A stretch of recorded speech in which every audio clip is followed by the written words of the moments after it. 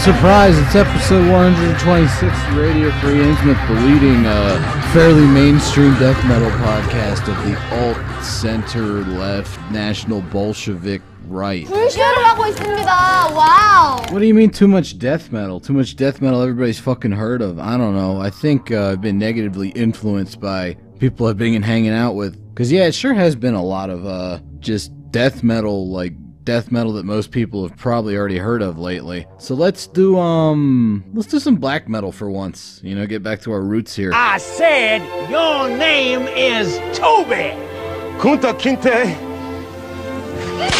Damn! Satanic Warmaster. It's a black metal band, more like a project, because it's mostly just a guy going by the delightfully lengthy moniker of Satanic Tyrant Nazgûl, aka Werewolf. It's his solo project with some other musicians backing him up from time to time. And it actually took me a really fucking long time to get into these guys for how long I've been into black metal, because they're associated with some controversial stuff that I'm not entirely a fan of. Oh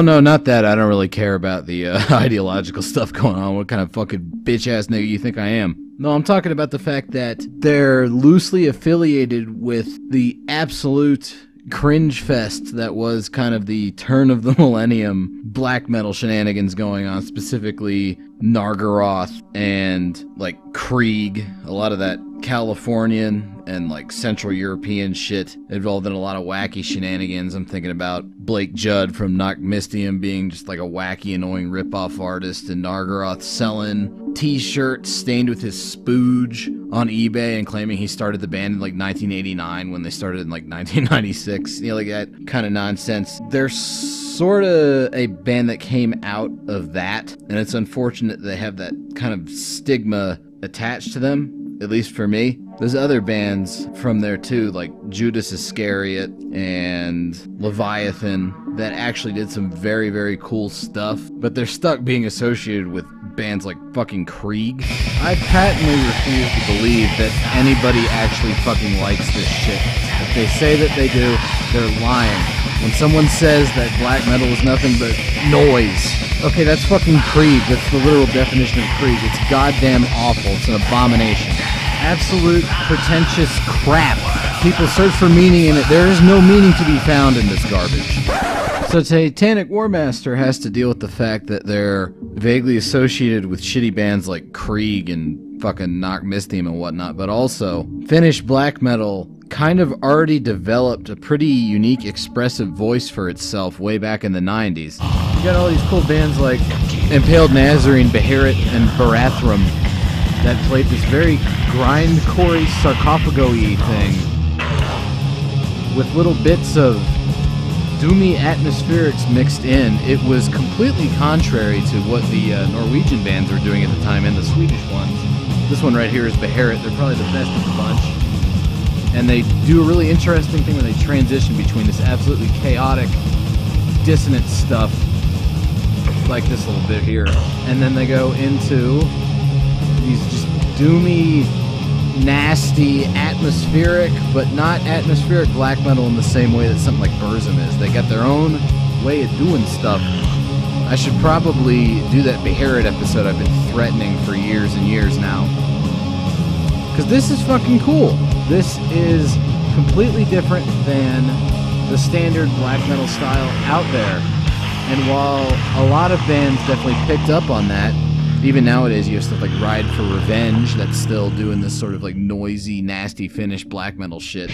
Once you get to the mid-90s, most Finnish stuff kind of loses that unique strain. You get stuff like this, Darkwood's My Betrothed, which, yeah, it's cool, it's interesting, but, you know, it's catchy, it's melodic, it's epic, all that kind of stuff, but it doesn't sound like a continuation of that old Finnish style. It sounds more like a conventional Nordic style band, which is disappointing to me in some sense, and it leads us into what is now kind of seen as like the modern Finnish black metal style, pretty much invented by Hornup. This is the first Hornup album, and if you've heard the first Gorgoroth album, I got some news for you, fam. You've heard the first fucking Hornup album. I do enjoy it, and it is interesting stuff, and I actually, thanks to the positive influence of Satanic Warmaster, I've learned to appreciate Horna a lot more in the current year than I used to, but I don't know, just younger me was saddened that there wasn't enough bands picking up on that old Finnish style and developing it much. Like a lot of these Finnish black metal bands just went into playing more conventional Norwegian stuff, which is not the appeal of early Finnish black metal for me, and Satanic Warmaster falls right into that. But as I've gotten older, I don't really see metal as this just kind of like linear development of styles. I think that there is a lot of value to be found nowadays in going back to maybe more established styles and just kind of like innovating on those, taking them into new directions without really rocking the boat that much, as opposed to like, you know, the Brett Stevens idea where just everything sucks, everything is repeating itself. But I mean, sometimes I'm just like, fuck that guy, because he actually enjoyed Krieg, dude. Shameful display! A shameful display! Or at least he fucking claims to. But anyways, that Horna album you heard, the first one there, our buddy here, Nazgûl, as he was going by at the time before he changed his name to Satanic Tyrant Werwolf, aka Nazgûl, was the vocalist for Horna on those albums. Then he ends up leaving, striking out on his own with his new project, Satanic Warmaster. Oh my god, is that fucking raw enough for you? The bass drum's practically clipping the audio. I had to remaster this a little bit. But I think you can hear what's going on here. He's playing very simple, very raw black metal with a bit of a punk feeling to it. But more importantly, it's very melodic in an interesting way. It almost reminds me if you were to take something like Old Absurd riff and just substantially black metal them up, just make it a lot more melodic and almost heroic sounding. Interesting thing about the album cover on this, it's a real good one. He was friends with the Russian black metal band Black Death back in the day. They did splits together, and they showed him what would become the cover for this album, and he just took it and put it on the cover. He thought it was like some old occult symbol, and then he found out like years later from them, actually we fucking drew that, and he's like, oh sorry, and then he just like, all the reissues of it have a different album cover. So, problem solved. Strength and Honor is a pretty good album. It's probably the one I listen to the least out of their stuff, which I know will offend some people, because for some people that's like the Satanic Warmaster album. But where I think they got good, this second album right here, very antithesis of a sophomore slump.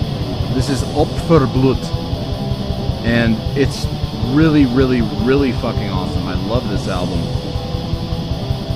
It takes that sort of like Transylvanian Hunger style of melody and brings it a little bit closer to more conventional, almost like rock heavy metal structures to make it less alienated and more emotional, but you still have the very ambient drum work going on. This whole album is very hypnotic and interesting, and it's some people might even think it's excessively melodic, but I think it's just the right amount, pushing right into sort of a black metal comfort food style, if that makes any sense. I could just listen to this all day. It's not going to surprise you at all if you're into black metal. You've probably heard most of the ideas in this album, but it's just done very, very well. He has a fascination for the aesthetics of black metal, so there will be like bits that are very obviously trying to be thrashy. There'll be bits that are very, very doomy and atmospheric, and most of it is just very melodic in the same way that there were moments of on older Dark Throne stuff or like early Marduk shit. And when it's just done with such respect for the genre, I think it's interesting enough stuff. Interestingly enough, his old band Hornup, after he leaves, they get a new vocalist, Corvus, and they start putting elements like the riff you're hearing right now into their music. A lot more melodic and less obviously Gorgoroth influenced than their early stuff. I think this might actually be a case of Horna being influenced by Satanic Warmaster, which is interesting because Nazgûl leaves Horna, becomes Satanic Tyrant Werwolf, aka Nazgûl, and yes, you have to say the whole name every time. Starts this new band, Satanic Warmaster, and that goes on to influence the band that he just left. I don't know, cool stuff. But Opferblut might be my favorite Satanic Warmaster album, but there's this album that comes out after it, Kyrelian Satanist Madness, which is probably the Satanic Warmaster album to start with because it's the one that encompasses their sound most effectively. The melodic moments on this album are even more in your face with how consonant and pretty sounding they are than they were on the prior album. This song's called Eaten by Rats, which is a wonderful song title. And look at that, I don't know, this is good shit. And he has enough of his own way of doing melodies that it doesn't become a straight rip-off of other bands. And in fact, this style of melody went on to influence a lot of bands that ended up leading me back to Satanic Warmaster. For instance, this is Goatmoon. They're maybe my favorite modern day black metal band. Them or Peste Noir, but obvious Satanic Warmaster influence, specifically from the Kyrelian Satanist Madness album, as you can hear right now. That sounds a whole lot like Satanic Warmaster, I would say. So you got those fast melodic bits, those are always cool. We also have him experimenting with his more mid-tempo style. This one's called My Dreams of 8. It's exactly what you think it's about, so if that's a problem, skip this album, dude, you're not gonna like it. But we have some very interesting blending of the sort of like mid-paced black metal you might hear from Darkthrone on Quintessence and Moonblood on Blut und Krieg, with some more Burzum-styled textures and his signature sense of melody. I love this riff in particular. That little melodic fill coming out of the left side of your speakers, mixed with those more hanging, kind of drooping chords, is interesting to me. And then this part right here is super fucking cool. A lot of nice guitar texture shit going on, where you have a melodic arpeggiated figure in the left channel being contrasted with these more shimmering, lazily strummed chords. This song kind of does that 1-2-3 build-up from the very minimal riff into the melodic bit into this more ambient bit 3 times over the course of its runtime. And that style of a mid-paced Satanic Warmaster went on to influence one of my other favorite modern black metal bands, good old Infamous from Sardinia. This is actually the band that got me to check out Satanic Warmaster, because he made it sound like there was something I was missing when he described how much their melodic sense influenced his. So after this album came out, he took a bit of a break, that old wily werewolf guy. He took a bit of a break. He had a more raw black metal project called Orlok that are worth checking out if you like that Le Légion Noire stuff. He was in a heavy metal band called Armor that actually won, I think, like the Finnish equivalent of a Grammy for some like Wasp-style sleaze metal. And eventually he comes back years later with the Nach Zero, if I'm pronouncing that right, album that a lot of people shit on for sounding too much like his old stuff, which I personally don't have a problem with, because this one sounds almost exactly like Opferblut. You'll have stuff like a more rushing, melodic, arpeggiated thing being backed up by a drone note, like you hear here. And it's well done enough that I don't care if it's unoriginal, because I quite like it, and it has enough of his own flavor to it to keep it interesting. It's not quite ripping off any specific band, just kind of adding to it. Like I said, he has a fascination with black metal aesthetics, so, you know, Gorgoroth would have the occasional thrashy bit. You're going to hear that coming from Satanic Warmaster as well. And they're done pretty well. He actually played all of the instruments on this one. He didn't even use like a session drummer, and it's all done spectacularly. I can't pronounce spectacularly, apparently, if you ask me. Also, towards the end of the album, there's this absolutely monstrous mid-paced track called Rotting Raven's Blood. Again, the fascination with black metal's aesthetics. That's a very black metal song title for a very calming, but also quietly angry, furious black metal song, with a nice little spooky transition riff here leading into the next more substantial segment of said song. Ooh, nice little Varg scream there. Kind of dig it. He's a very good vocalist. I can see why Hornup was keen to hire him.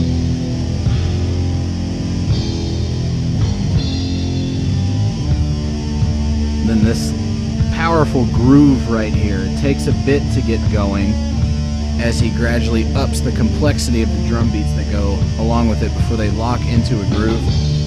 I think this sort of thing might be why the Brett Steven types of the world tend to look down upon Satanic Warmaster, because they are very expectation and groove oriented when they do stuff like this. However, I think within that particular milieu, it might not be the high art of something like Burzum, but it's done exceptionally well for what it is. Perhaps sensing that people were starting to call him out for his, quote, originality, unquote, with the most recent Satanic Warmaster album, he substantially altered the sound in an interesting way. For the Fimbulwinter album, it's no longer lo-fi. Instead, it's actually exceptionally well produced, and he has session musicians back with a much more elaborate vocal performance. And then you have really, really cool bits like this. Clear instrumental separation. You got the bass doing cool stuff, you got multiple guitar lines doing cool stuff. It's just a whole bunch of cool stuff. And it still sounds like Satanic Warmaster. It's just a much more modern form of it that might turn off some older fans. But I personally think this album has quite a bit of cool stuff going on. Maybe even a bit of early Emperor influence, which was never really a feature of prior Satanic Warmaster endeavors. Keeping with the theme of the well-produced black metal thing going on, we have quite a bit of Dark Funeral and Marduk influence. But these kind of riffs lead into something a bit more interesting, if you ask me, which is a very obvious thrash and heavy metal influence, but done in a black metal style and done in a very interesting way. It's catchy. It's a good gym album. Like, this is straight up headbangable, melodic kind of thrash metal. But the melodies themselves are much more within the black metal realm, or even perhaps a bit of power metal? I don't know, this part, really cool stuff, very Castlevania-y. And I've actually been in contact with a dude that apparently sold a Castlevania t-shirt to Mr. Satanic Tyrant Werwolf, aka Nazgûl, in the past. So that's no accident. There's more of that Emperor influence. Maybe enslaved as well. So still obviously influenced by the Norwegian stuff. He's just taking influence from different Norwegian bands than he normally does. And that makes for a very refreshing album. If you thought Satanic Warmaster was getting stale, I urge you to check out that final Satanic Warmaster album. And if you haven't heard them at all, check out their whole catalog. It's pretty interesting stuff. And with that, I bid you adieu. They have done so much damage in this world, and then walked away from it without the least regard for what they've done, without the least understanding of the harm they've caused, that it seemed to me that the proper thing to do was just kill them all.